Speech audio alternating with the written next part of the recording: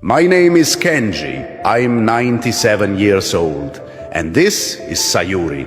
She's the lost soul left who remembers the boy I used to be. Tonight, what you're hearing isn't just music, it's memory. It's the echo of a life interrupted. I was only 18 when the sky disappeared.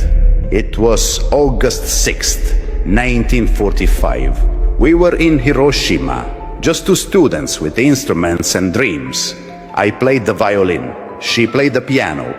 That morning, we were practicing in a classroom, working on a song we had written together. A gentle piece, simple and full of hope. I had spent weeks trying to find the right words, to tell her how I felt. But before I found the courage, the sun fell from the sky. There was no sound, no warning, just a flash of white so bright I thought the world had vanished. When I woke up, nothing made sense. I thought I was dead.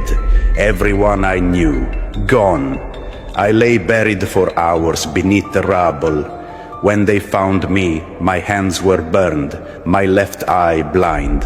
My violin case was shattered like dry wood, and Sayuri was nowhere.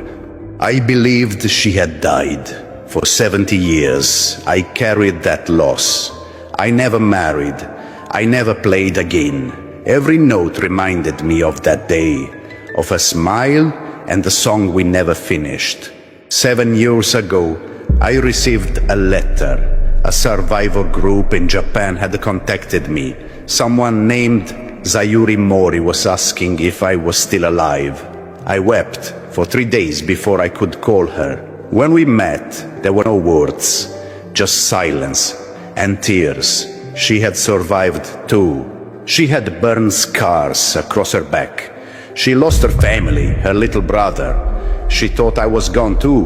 We sat on a bench, two old souls broken by history, and I asked, "Do you remember the song?"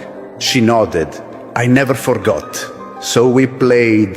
Our hands were slow, unsure, but the music returned like rain after a long dry season.